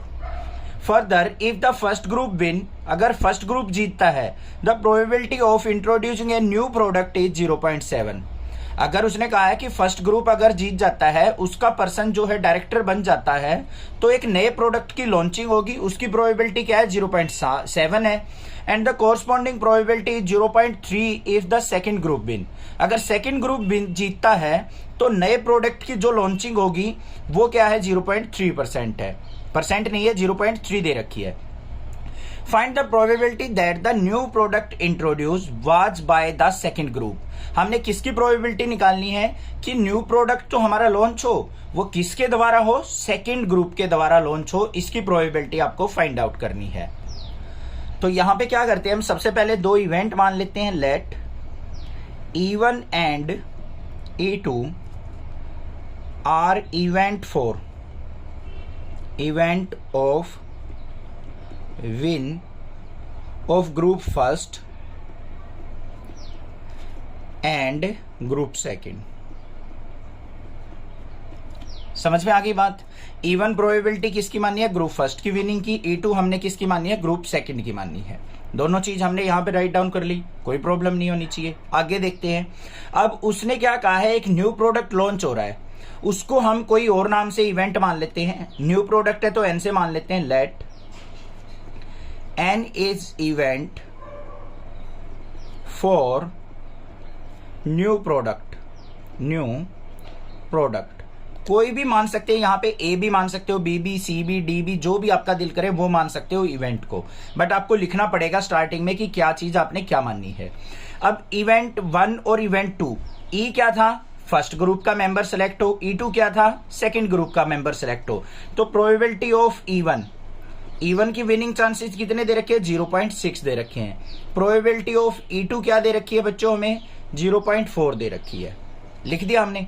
उसके बाद क्या है, probability of new product from E1, कि प्रोडक्ट जो है न्यू प्रोडक्ट लॉन्च हो और E1 ग्रुप के द्वारा हो, उसकी पॉसिबिलिटी क्या है, 0.7 है।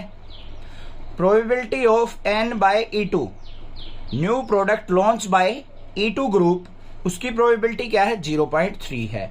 हमने फाइंड आउट क्या करनी है, probability of that the new product introduce was by the second group, कि सेकंड ग्रुप के द्वारा हमारा क्या हो, न्यू प्रोडक्ट लॉन्च हो। सेकंड ग्रुप द्वारा निकालनी है तो हमने E2 बाय N निकालना है, हो गई रिवर्स प्रोबेबिलिटी। तो इसके लिए हम क्या यूज करेंगे, अपनी बेस थ्योरम। तो क्या होगी यहाँ पे, ध्यान से देखो, probability of E2 into probability of N by E2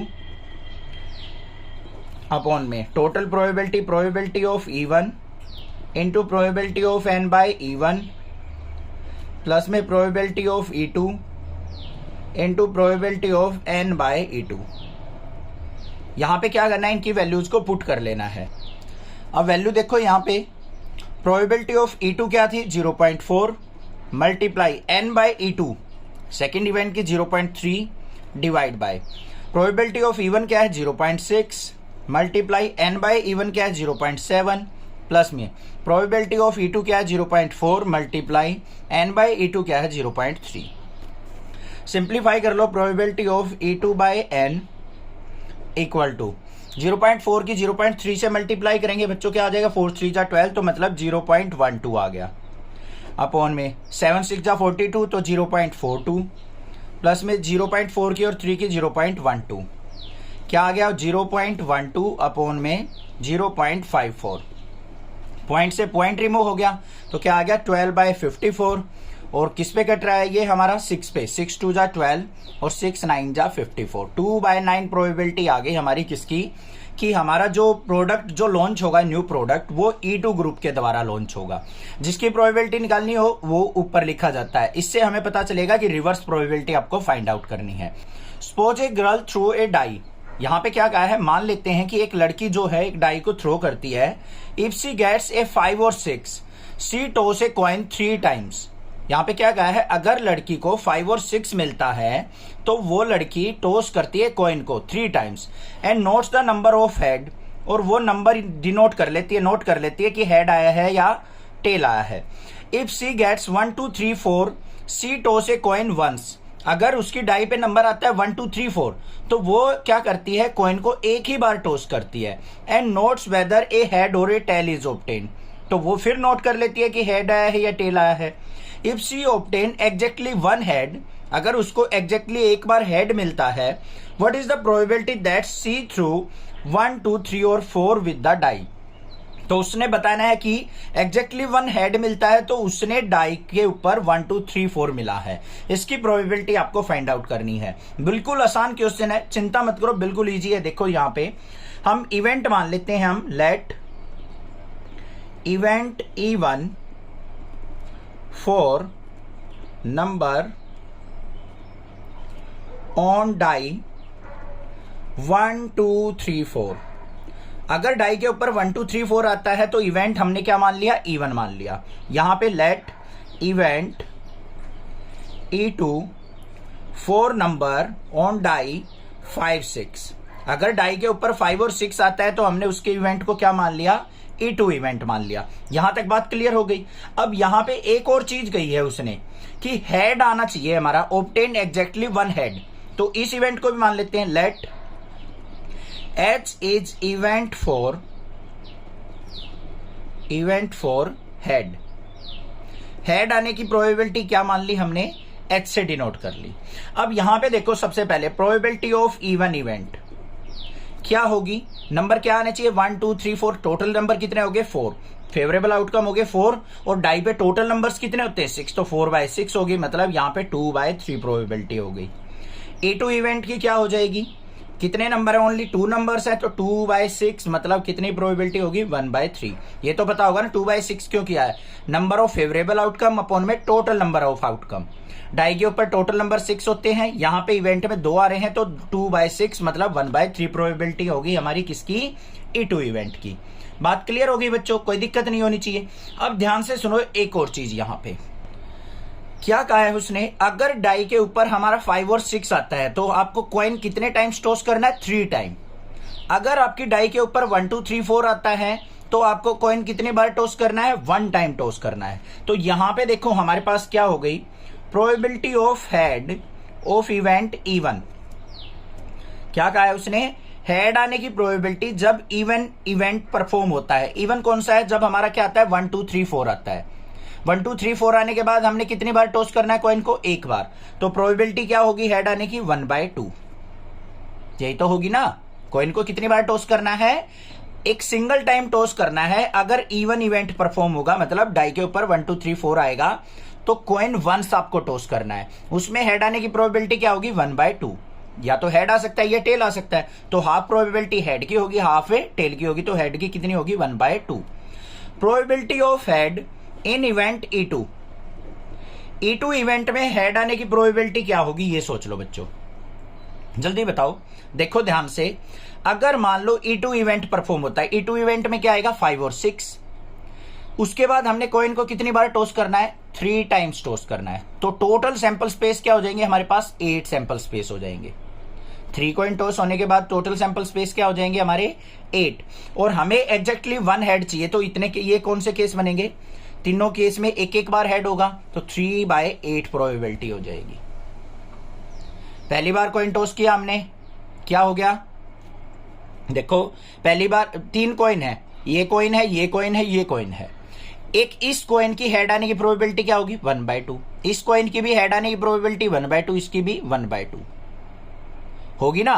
तो टोटल देखो बेस में टोटल सैंपल स्पेस क्या हो गया, 2 2 जा 4 2 जा 8। मल्टीप्लाई मत कर देना कहीं, यहां पे लिए लिख दो सर 1/8 प्रोबेबिलिटी होगी। और इस कॉइन में कितनी थी, 1 टाइम्स 2 टाइम्स 3 टाइम्स, ऊपर क्या हो जाएगी प्लस, तो 3/8 हमारी क्या आ गई यहां पे प्रोबेबिलिटी। ठीक है, क्लियर हो गई बात। बस ये सैंपल स्पेस बताने के लिए बताया था मैंने, 2 2 जा 4 2 जा 8, यहां से सैंपल स्पेस लग जाएंगे, ऊपर से ऐड करके हम क्या निकाल देंगे, 3 हेड आने की प्रोबेबिलिटी क्या होगी, 3/8 हो गई। अब यहां पे हमें क्या निकालनी है, प्रोबेबिलिटी ऑफ, क्या कहा है उसने, what is the probability that she threw 1 2 3 4 with the die. Even event की प्रोबेबिलिटी निकालनी है कि इवन इवेंट परफॉर्म करे और आपको हेड मिल जाए। तो क्या हो जाएगी यहां पे Bayes theorem, probability of E1 into probability of H/E1 upon में total probability of E1 into probability of H/E1 plus में प्रोबेबिलिटी ऑफ E2 इंटू में प्रोबेबिलिटी ऑफ H/E2। देखो क्या वैल्यू आई यहाँ पे, प्रोबेबिलिटी ऑफ E1 क्या है, 2/3 मल्टीप्लाई H/E1 1/2 अपॉन में 2/3 मल्टीप्लाई 1/2 प्लस में 1/3 मल्टीप्लाई 3/8। यहाँ पे 2 से 2 कैंसिल, यहाँ भी 2 से 2 कैंसिल, 3 से 3 कैंसिल। क्या आ गया हमारे पास, probability of E1/H is equal to, यहाँ पे आ गई 1/3, यहाँ पे 1/3 प्लस में 1/8। सिंप्लीफाई कर लो, न्यूमरेटर में 1/3, नीचे एलसीएम कितना आ गया यहाँ पे, 8 3 जा हमारा क्या आ जाएगा 24, 3 8 जा 24, 8 3 जा, तो क्या आ गया 1/3 मल्टीप्लाई 24/8 और 3 11। सिंप्लीफाई करो, 3 1 जा 3, 3 8 जा 24, तो 8/11 प्रोबेबिलिटी आ गई हमारी कि जो हमारा हेड आएगा वो इवेंट E1 से आएगा। A manufacturer has 3 machines operator A, B and C। यहाँ पे क्या कहा है, एक कोई प्रोडक्शन करने वाला है जो क्या करता है, मशीन ऑपरेटर्स है उसके पास A, B और C, 3 ऑपरेटर है मशीन को हैंडल करने वाले। The first operator A produce 1% defective item. जो फर्स्ट ऑपरेटर है वो 1% डिफेक्टिव आइटम प्रोड्यूस करता है, whereas the other 2 operator B and C produce 5% and 7% defective item respectively. और जो B और C हैं ऑपरेटर, वो 5% और 7% डिफेक्टिव आइटम बनाते हैं। A is on the job for 50% of the time. A जो है जितने वो टाइम से काम चल रहा है ना, उसके 50% टाइम से वो क्या कर रहा है, जॉब कर रहा है। मान लो 10 साल की बात कर रहा है, 10 साल से प्रोडक्शन चल रही है, तो 50% टाइम से काम कर रहा है, मतलब 5 ईयर से वो काम पे लगा हुआ है। B is on the job for 30% of the time, total time के 30% से बी काम कर रहा है और सी 20% से काम कर रहा है। A defective item is produced, what is the probability that it was produced by A. हमें क्या करना है, डिफेक्टिव आइटम की प्रोबेबिलिटी निकालनी है कि वो ए द्वारा प्रोड्यूस किया गया है। समझ में आ गई बात, क्वेश्चन क्लियर हो गया। अब ध्यान से देख लो, यहां पे हमें इवेंट मान लेने हैं, ए बी सी है, इन्हीं को मान लेते हैं। लेट E1 E2 E3 भी मान सकते हो। Let A B C event item produce by 4 item produced by operator A B C. इनके नाम से ही इनको इवेंट का हमने नाम दे दिया। अब डिफेक्टिव आइटम है, उसको डी से मान लो। D is event for defective item. Defective item, defective item produce करने के लिए इवेंट को हमने क्या नाम दे दिया, डी इवेंट दे दिया। अब यहां पे देखो बच्चों, प्रोबेबिलिटी ऑफ ए क्या दे रखी है, यहां पे कितने टाइम से काम कर रहा है, 50% से, तो 50% होगी। 50% का मतलब क्या होगी, यहां पे 0.5। ठीक है। प्रोबेबिलिटी ऑफ बी देख लेते हैं हम, बी कितने टाइम से काम कर रहा है, 30% से, तो 30% हो गई, मतलब कितना आ गया, 0.3। अपॉन में 100 करके निकाल रहा हूं मैं, ठीक है। प्रोबेबिलिटी ऑफ सी कितने टाइम से काम कर रहा है, 20% से, तो 20% का मतलब अपॉन में 100 करेंगे, 0 से 0 मतलब 0.2 आ गया। एक में निकाल के भी दिखा दी मैंने। क्लियर हो गई बात। अब बात करते हैं यहाँ पे probability of defective item produce by A, क्या दे रखी है। डिफेक्टिव आइटम होगा, ए द्वारा प्रोड्यूस होगा, तो उसकी प्रोबेबिलिटी 1% दे रखी है, मतलब क्या होगी यहाँ पे 0.01 इक्वल टू 1%। फिर probability of defective item by B is equal to क्या दे रखी है, 5%, मतलब उसका मतलब क्या हो गया, 0.05। Probability of defective item by C is equal to 7% दे रखी है, मतलब क्या हो गया यहाँ पे 0.07। सारी वैल्यू पता लग गई आपको। निकालना क्या है हमें, प्रोबेबिलिटी ऑफ ए डिफेक्टिव। हमें क्या निकालना है, probability that it was produced by A. तो ए ऊपर आएगा, डिफेक्टिव आइटम नीचे आएगा, जिसकी प्रोबेबिलिटी निकालनी है वो ऊपर निकालना है। अब देखो ये रिवर्स प्रोबेबिलिटी होगी, तो बेस थ्योरम लगा देंगे यहाँ पे। तो क्या हो जाएगी बेस थ्योरम हमारी, probability of A into probability of D by A, जिसकी भी निकालनी है उसको ऊपर लेंगे, अपॉन में टोटल प्रोबेबिलिटी। यहाँ पे क्या आ जाएगा, probability of A into probability of D by A, plus में probability of B into probability of D by B, plus में प्रोबेबिलिटी ऑफ सी इंटू में probability of D by C. Value put कर दो भाई। Probability of ए क्या है, 0.5, multiply में D by ए की क्या है, 0.01, नीचे 0.5 मल्टीप्लाई 0.01, प्लस में प्रोबेबिलिटी ऑफ बी क्या है, 0.3 मल्टीप्लाई 0.05, प्लस में 0.2 मल्टीप्लाई 0.07। सारी वैल्यूज लिखी गई, सिंप्लीफाई कर लो। Probability of A by defective item is equal to क्या हो गया, 0.5 की 0.01 से करेंगे तो क्या आ गया, 0.005। यहां पे आ जाओ, इसकी इससे मल्टीप्लाई 0.005, प्लस में 0.3 की 5 से करेंगे तो क्या हो जाएगा, 15, 0.015। फिर प्लस में 0.2 की 0.007 से करेंगे, 0.07 से करेंगे तो 7 टू 14, 0.014 हो गई। सिंप्लीफाई करो, ऊपर आ गया 0.005, नीचे वाली वैल्यूज को ऐड कर दो, 15, 5, 20 और 14, ये क्या हो गया मेरा 34, तो 0.034 आ गया। क्लियर। अब यहाँ पे पॉइंट के बाद 3 डिजिट्स हैं, यहाँ भी पॉइंट के बाद 3 डिजिट्स हैं, तो रिमूव कर दिया हमने पॉइंट, तो क्या आ गया 5/34, ये 34, ये हमारा आंसर आ गया। A card from a pack of 52 cards is lost. यहाँ पे क्या कहा है, एक पैक है 52 कार्ड्स का, उसमें से एक कार्ड क्या हो जाता है, लॉस्ट हो जाता है, गुम हो जाता है। From the remaining cards of the pack 2 cards are drawn and are found to be both diamond. और जो जितने कार्ड बच गए हमारे पास 51, उनमें से 2 कार्ड को निकाला जाता है और दोनों कार्ड हमें डायमंड के मिलते हैं। Find the probability of the lost card being a diamond. तो हमें किसकी प्रोबेबिलिटी निकालनी है कि जो लॉस्ट कार्ड हुआ था हमारा कार्ड गुम हुआ था वो किसका था, डायमंड का था। ठीक है भाई, चलो भाई देखते हैं यहाँ पे किस तरीके से करेंगे। सबसे पहले हमें क्या मानना पड़ेगा, यहाँ पे प्रोबेबिलिटी देखनी पड़ेगी।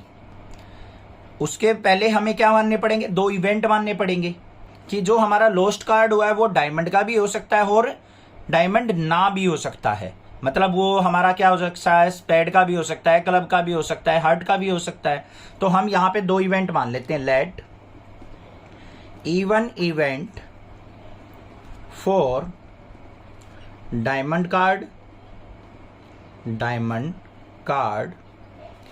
And E2 event for card is not of diamond। यही पॉसिबिलिटी हो सकती है, बस 2 इवेंट हो सकते हैं, या तो डायमंड का कार्ड होगा या डायमंड का कार्ड नहीं होगा।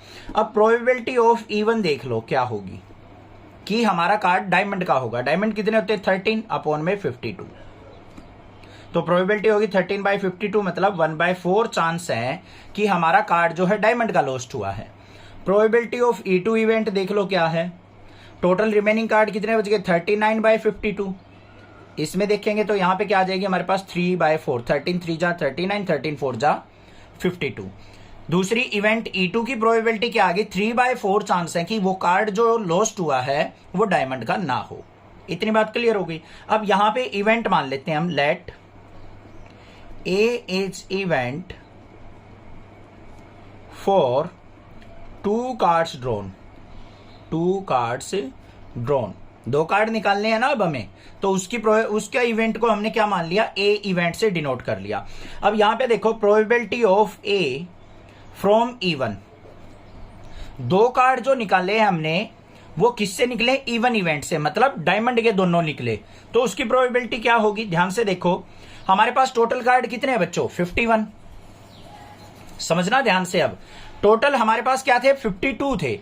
अब उसने क्या कहा है, card from a pack 52 card से lost from the remaining card of the pack 2 cards are drawn and found to be the both are diamond. अब हमने इवेंट इवन मानना था कि जो एक कार्ड हमारा लॉस्ट हुआ है वो किसका हुआ है, डायमंड का। तो यहां से एक कार्ड सब्ट्रैक्ट कर देंगे, टोटल कार्ड कितने हो गए, 51। डायमंड के कितने कार्ड्स होते हैं, 13। और जो ये एक कार्ड लॉस्ट हुआ है हमने मान लिया कि वो डायमंड का ही हुआ है, तो इसमें से भी 1 करेंगे तो 12 कार्ड रह गए हमारे 51 के अंदर। क्वेश्चन ध्यान से समझ लो। टोटल कार्ड थे हमारे पास 52, उसमें से एक डायमंड का आपने निकाल दिया। इवन इवेंट जो है वो डायमंड कार्ड के लिए ही तो है कि जो लॉस्ट हुआ है कार्ड वो हमारा डायमंड का था। अगर हमारे पूरे पैक में से 52 कार्ड्स में से एक डायमंड का चला गया तो टोटल पैक में कितने कार्ड रह गए, 51, और डायमंड के कितने रह गए, 12। तो पहला कार्ड निकालेंगे, उसकी प्रोबेबिलिटी क्या होगी, 12/51। अब एक कार्ड निकल गया हमारा, अब पैक में कितने कार्ड रह गए, 51 में से एक और निकल गया, 50 रह गए, और डायमंड के कितने रह गए, 11। तो इसकी दूसरे कार्ड की प्रोबेबिलिटी क्या हो जाएगी, 11/50। तो ये आ गया हमारे पास। 11 की 12 से मल्टीप्लाई करेंगे तो यहाँ पे क्या आ गया मेरे पास, या फिर इसको सिंप्लीफाई कर लो, कट कितने पे हो रहा है, 2 पे, 2 6 जा 12, 225, ये 3 2 जा 6, 3 पे 17, तो 11 2 जा क्या आ गया मेरे पास, 22 अपॉन में 25 की 17 से मल्टीप्लाई करेंगे तो कितना आ गया, 425। फिर हम निकालते हैं यहाँ पे probability of A event from E2 कि हमारा कार्ड जो है लॉस्ट हुआ था वो डायमंड का नहीं है, उसकी प्रोबेबिलिटी देख लो क्या होगी। अब यहां पे देखो बच्चों क्या होगी, हमारा जो पहला इवेंट होगा उसके अंदर देखो टोटल कार्ड्स कितने रह गए, एक कार्ड लॉस्ट होने के बाद 51। अब दूसरी चीज हमारी क्या है, E2 इवेंट जो है card is not of diamond, तो टोटल कार्ड कितने रह जाएंगे हमारे 39। तो हमारे पास यहां पे क्या आएगी प्रोबेबिलिटी, टोटल तो पैक के अंदर कार्ड रह गए हमारे 51। अब फर्स्ट कार्ड निकाले वो डायमंड का हो, यहां पे क्या था, E2 event for the card is not a diamond lost, यहां पे लॉस्ट लिख लेना कि लॉस्ट जो हमारा कार्ड हुआ है वो डायमंड का नहीं है। तो टोटल डायमंड के कितने होंगे, 13 के 13 होंगे, तो प्रोबेबिलिटी क्या हो जाएगी यहाँ पे 13/51। फिर एक कार्ड निकलने के बाद डायमंड के कितने रह जाएंगे, 12, तो 12/50। एक यहां से सब्ट्रैक्ट कर दो, एक यहां से कर दो, तो पैक में कितने रह गए, 50, और यहां पे कितने रह गए, 13 में से 1 गया 12, तो 12/50। ये आ गई probability of A/E2 equal to 13 12, यहां पे कट रहा है हमारा, ये कट रहा है, तो 2 6 जा और ये 25 पे, ये आ गया हमारा 2 3 पे, 3 2 जा 6 17, 13 2 जा 26 बाय 17 25 की 425। बात हो गई क्लियर। इस चीज को दोबारा समझा देता हूं। उसने क्या कहा था पहले में तो कि हमारा जो लोस्ट कार्ड था वो डायमंड का हुआ है, दूसरे में हमारा जो लोस्ट कार्ड है वो डायमंड का नहीं है। अब भाई कार्ड तो निकलेगा, एक कार्ड तो लॉस्ट हुआ है, तो पैक में कितने कार्ड है हमारे पास अवेलेबल 51, और पैक में डायमंड का लॉस्ट नहीं हुआ तो डायमंड के कितने अवेलेबल हैं 13, तो प्रोबेबिलिटी क्या होगी डायमंड की 13 बाय 51। फिर एक कार्ड निकल गया हमारा, एक कार्ड ऊपर से सब्ट्रैक्ट कर दिया है कि यहां से कर दिया, पैक में कितने बच गए 50 और डायमंड के कितने बच गए पैक में 12, तो 12 बाय 50, ये आ गई प्रोबेबिलिटी। अब हमें क्या निकालनी है यहाँ पे probability of lost card being a diamond. हमें क्या निकालनी है लॉस्ट कार्ड की प्रोबेबिलिटी निकालनी है, मतलब इवन इवेंट फ्रॉम ए, ये निकालना है हमें। तो क्या हो जाएगी यहां पे probability of even into probability of A by even upon में यहां पे probability of even into probability of A by even plus में probability of E2 into probability of A by E2। एक बार यहां से समझ में ना आया तो दोबारा वीडियो समझ लेना एक बार, ठीक है, आ जाएगा क्लियरली।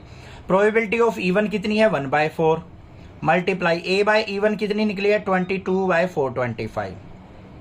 नीचे आ जाओ, यहां पे 1/4 मल्टीप्लाई 22/425, फिर प्लस में प्रोबेबिलिटी ऑफ E2 क्या थी 3/4 मल्टीप्लाई 26/425। सिंप्लीफाई कर लो इसको, क्या आ गया यहाँ पे 1/4 की और 22/425 की मल्टीप्लाई करो, 2 से ये कट गया 11 आ गया, तो ये आ गया 11/425, 2 जा 950। डिनोमिनेटर में आ जाओ, यहाँ पे भी क्या आ जाएगा, ये 2 से कट के 2 2 जा 11/950 और प्लस में ये कट रहा है हमारा, ये कट गया 2 पे, 2 2 जा 4 और ये 13 पे, 13 3 जा 39/950। क्या हुआ है 11/950 मल्टीप्लाई 950 ऊपर अपॉन में 11 और 39 क्या हो गया 50, 950 से 950 कट गया तो आंसर क्या आ गया 11/50 आ गया। ये प्रोबेबिलिटी हो गई हमारी किसकी कि इवेंट इवन मतलब डायमंड का कार्ड लॉस्ट होगा, उसकी प्रोबेबिलिटी हमारी आ चुकी। Probability that A speak truth is 4/5। ए जो है ट्रूथ बोलता है, सच बोलता है, उसकी प्रोबेबिलिटी 4/5 है। ए कॉइन इज टोस्ट, फिर एक कॉइन को टॉस किया जाता है। A reports that a head appear, तो ए क्या देखता है कि उसके टॉस पे हेड आया है। The probability that actually there was head is, तो प्रोबेबिलिटी किसकी बतानी है हमने कि एक्चुअली में हेड आया है, उसकी प्रोबेबिलिटी आपको यहां पे फाइंड आउट करनी है। तो कोई दिक्कत की बात नहीं है, बिल्कुल सिंपल सा काम है। यहां पे हम सबसे पहले इवेंट मान लेते हैं। तो यहां पे हमारे पास कॉइन टॉस हुआ है, तो उसके इवेंट क्या हो जाएंगे, let H and T event for head और टेल, हेड एंड टेल। तो प्रोबेबिलिटी ऑफ हेड क्या होगी बच्चों 1/2, हाफ चांसेस होंगे हेड आने के, प्रोबेबिलिटी ऑफ टेल भी क्या होगी, टेल भी होगी हमारी 1/2। अब उसके बाद उसने क्या कहा है कि हमारा एक्चुअली हेड आना चाहिए, उसको हम क्या मान लेते हैं, लेट कोई भी इवेंट मान लो, ए मान लेते हैं, लेट ए इज इवेंट, ए नहीं मानेंगे क्योंकि ये तो यहां पे नाम दे रखा है, कोई और मान लो, यहां पे बी मान लेते हैं, let B is event for a report head, a report head, कि ए ने रिपोर्ट किया कि हेड आया, उसके इवेंट को हमने बी से डिनोट कर लिया। अब यहां पे देखो बच्चों क्या होगा, ध्यान से देखो, probability of B event of head क्या होगी, उसने सच बोलने की प्रोबेबिलिटी क्या दे रखी है 4/5। अब यहां पे probability of B of tail, अब ये क्या हो जाएगी 4/5 उसकी सच बोलने की प्रोबेबिलिटी, तो लाई की क्या हो जाएगी 1/5 हो जाएगी, 1 में से इसको सब्ट्रैक्ट कर लेंगे। अब हमें निकालना क्या है प्रोबेबिलिटी ऑफ, यहां पे हेड की प्रोबेबिलिटी निकालनी है और कहां से निकले वो बी इवेंट से, H/B निकालनी है। तो बेस थ्योरम लगा दो यहां पे P/H, P into H into probability of head into probability of B/H। यहां पे probability of head into probability of B/H, फिर प्लस में probability of tail into probability of B by T. बस simplify कर लो। प्रोबेबिलिटी ऑफ हेड क्या है 1/2 multiply B by H क्या है उसकी सच बोलने की 4/5। यहाँ पे 1/2 मल्टीप्लाई 4/5 और प्लस में 1/2 मल्टीप्लाई 1/5। सिंप्लीफाई करेंगे इसको तो probability of head from B is equal to क्या हो जाएगी, यहाँ पे 2 2 जा 4 तो आ गया न्यूमरेटर में 2/5। यहाँ पे भी हमारे पास क्या आ गया 2/5 प्लस में 1/5 2 जा 10। सिंप्लीफाई करो 2/5 अपॉन में एलसीएम कितना आ गया यहाँ पे 10, 5 2 जा 10, 2 2 जा 4 तो क्या आया 2/5 मल्टीप्लाई 10/5, 5 2 जा 10 तो कितना आ गया 2 2 जा 4/5। तो आंसर क्या हो जाएगा A is the correct answer. If A and B are the two event such that A is subset of B. ध्यान से देखना बच्चों क्या कह रहा है यहाँ पे, हमारा सेट वाला चैप्टर यूज हो रहा है क्लास 11th का। ए क्या कहा है सबसेट ऑफ बी और probability of B not equal to 0 दे रखी है। Then which of the following is correct, तो हमें बताना है कि इनमें से कौन सा करेक्ट ऑप्शन गिवन है। ध्यान से देखो ए क्या दे दिया उसने सबसेट ऑफ बी दे दिया और प्रोबेबिलिटी ऑफ बी जो है हमारी नॉट इक्वल टू 0 दे दी। अब ए अगर सबसेट ऑफ बी है तो ए और बी का इंटरसेक्शन क्या होगा हमारा, ए होगा या नहीं होगा। ए जो है बी का सबसेट है, ये बी हो गया, ए इसके अंदर है तो इन दोनों का अगर इंटरसेक्शन देखें तो ये ए ही तो होगा कॉमन। समझ में आई या नहीं आई बात। ए जो है बी का सबसेट है, इसका मतलब ए बी के अंदर लाई करता है तो दोनों में कॉमन चीज क्या होगी, ये एरिया ही कॉमन होगा, बाहर वाला तो होगा ही नहीं ए के अंदर, तो ये कॉमन हुआ, ये लिख दिया मैंने। ए इंटरसेक्शन बी किसके इक्वल होगा, ए के।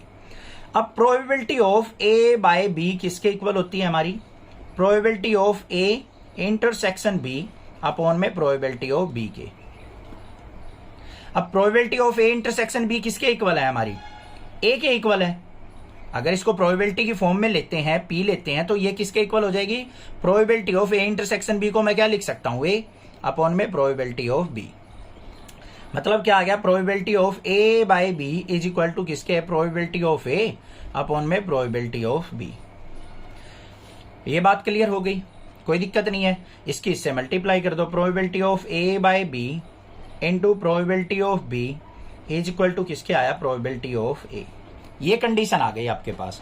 अब यहां से देखो आपको क्या करना है, जो प्रोबेबिलिटी ऑफ बी है वो नॉट इक्वल टू 0 कह रखी है और प्रोबेबिलिटी क्या होती है हमारी 0 और 1 के बीच में लाई करती है। तो प्रोबेबिलिटी ऑफ बी अगर हमारी क्या हो 1 हो, क्या हो, प्रोबेबिलिटी ऑफ बी अगर हमारी क्या हो 1 हो, तो यहां 1 पुट करेंगे तो हमारी क्या आ जाएगी, probability of A by B is equal to probability of A होगी या नहीं होगी। दूसरी चीज, अगर हमारी प्रोबेबिलिटी ऑफ बी लाई करती है 0 और 1 के बीच में, ना तो वो एग्जैक्टली 0 है, 0 तो हो ही नहीं सकती, दे रखा है, और ना ही वो 1 है, 1 और 0 के बीच में लाई कर रही है, मान लो 0.2 है, 0.3 है, 4 है, 0.5 है, इस तरीके से। तो हमारे पास क्या हो जाएगी, जो प्रोबेबिलिटी ऑफ बी है अगर ये 0 और 1 के बीच में लाई करे, यहां पे मान लो 0.5 हो गया, 0.5 से अगर मैं इसकी मल्टीप्लाई करता हूं तो ये क्या हो जाएगा, probability of A by B क्या आएगा हमारे पास, greater than probability of A आएगा। आएगा या नहीं आएगा। तो इन दोनों को कंबाइंड अगर रिजल्ट देखें तो हमारे पास क्या आ गया, यहां पे ग्रेटर देन भी आ गया, इक्वल भी आ गया, तो probability of A by B greater than equal to probability of A. तो ऑप्शन क्या आ गया, C option is the correct option. दूसरा, हम यहां से भी देख सकते थे कि हमारा ए बाय बी जो है ग्रेटर देन ए होगा। अगर प्रोबेबिलिटी ऑफ ए को मैं यहां पे 0.5 से डिवाइड करता हूं, अगर डिनोमिनेटर हमारा क्या हो, लेस हो, तो ये वैल्यू हमारी कम आएगी, ये ग्रेटर हो जाएगी। तो ये हमने यहां से भी लिख सकते हैं हम कि probability of A by B क्या होगी, ग्रेटर वैल्यू होगी, मल्टीप्लाई करके। ठीक है, कोई दिक्कत नहीं होनी चाहिए। कोई भी प्रॉब्लम लगे आप मुझसे पूछ सकते हैं, अदरवाइज चैनल को जरूर सब्सक्राइब कर लें।